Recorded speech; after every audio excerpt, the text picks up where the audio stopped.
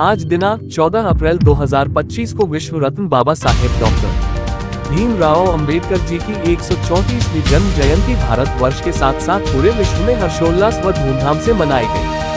उसी कड़ी में भीलवाड़ा में भी वाल्मीकि महापंचायत संपूर्ण भारत के राजस्थान प्रदेश अध्यक्ष महंत प्रकाश चंद्र नेकवाल व भीलवाड़ा के योगी संत श्री 108 शंकर नाथ जी महाराज, संत श्री सागर नाथ जी महाराज, महंत श्री सीताराम जी कोटियाना, महंत श्री धनराज जी, महिला महंत श्री रुक्मा देवी, कंचन देवी व सभी साथियों ने भी बाबा साहेब की प्रतिमा पर माल्यार्पण कर बाबा साहेब के गुणगान किए गए।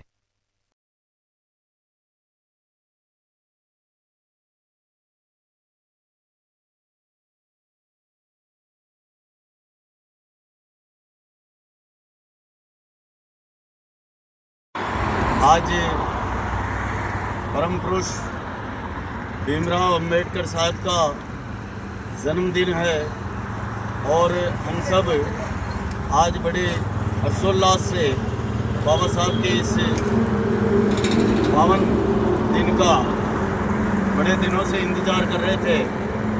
आज हम सब मिलकर के और आपका जन्मदिन बड़े हर्षोल्लास से मनाते हैं और आपने अपने जीवन में पूरे जीवन संघर्ष करते रहे और हमारे इस समाज को ऊपर उठाने का पूरा प्रयास करते रहे और ऐसे संविधान में आपके द्वारा संविधान को ऐसा रचित किया गया जिसका लाभ हमें मिला और हमारा थोड़ा स्तर इस समाज में थोड़ा सा ऊपर उठा और हम आज बोलने लायक हैं, बात करने लायक हैं, तो बाबा साहब की देन है।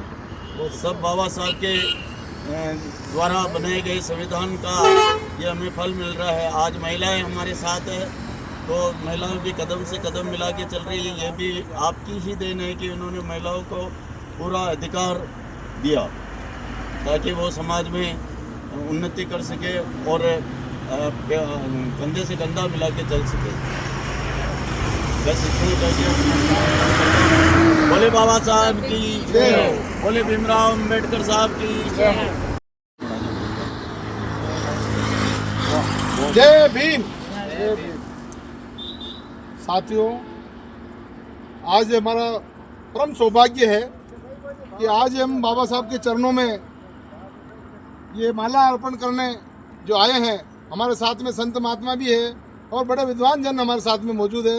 हमारे साथ में सांगानेर से महंत श्री सीताराम जी कोटियाना साहब है और संत श्री योगी शंकर नाथ जी महाराज है, योगी सागर नाथ जी महाराज है, महिला महंत भी हमारे साथ में है और हमारे धर्मराज जी बहुत अच्छे मतलब ज्ञानी पुरुष है, भजन गायक है।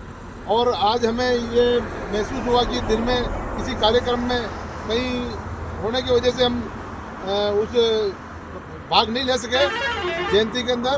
तो आज जब ये इस रास्ते से गुजर रहे थे और हमें बाबा साहब की प्रतिमा नजर आई, तुरंत हमारा मन किया कि हम यहाँ रुक करके बाबा साहब के चरणों में प्रणाम जरूर करेंगे और माल्यार्पण करेंगे।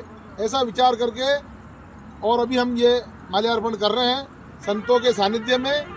और इसका महत्वपूर्ण कारण ये है कि हमारे मन में ये विचार क्यों भाव आया, क्योंकि आज जो कुछ भी हमारा समाज और हम जिस जगह पर है उस जगह पर बाबा साहब द्वारा बनाए गए संविधान के आधार पर हम पहुँचे हैं।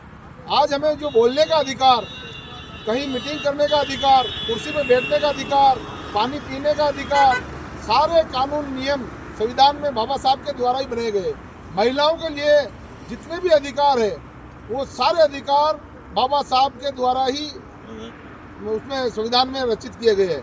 तो बाबा साहब हमारे लिए एक तरह से भगवान से भी बढ़कर है। जो कार्य भगवान ने नहीं किया हमारे लिए, वो कार्य हमारे बाबा साहब ने किया है।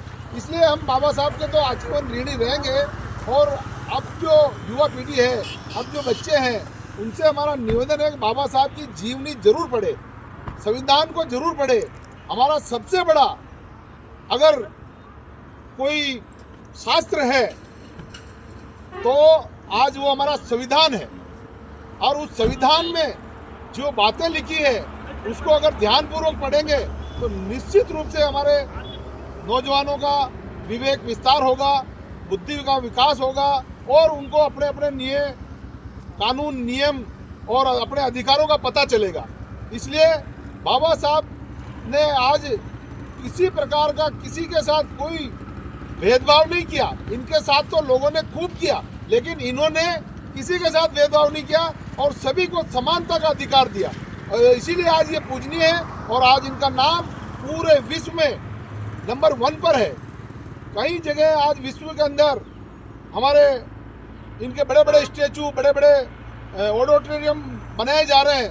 तो उस समय तो इनके जीवन में इन्होंने बहुत यातनाएं देखी, बहुत कष्ट सहे और बहुत सारा संघर्ष किया। पूरा जीवन का एक एक दिन संघर्ष में ही निकला इनका। आज उसी की बदौलत इनका नाम आज अमर है। इसीलिए एक नारा लगाऊंगा, थोड़ा आप जोर से बोलेंगे। जब तक सूरज चांद रहेगा बाबा तेरा नाम रहेगा, जब तक सूरज चांद रहेगा बाबा तेरा नाम रहेगा। मैं यही कह के अपनी वाणी को विराम देता हूँ। जय भीम। जय भीम।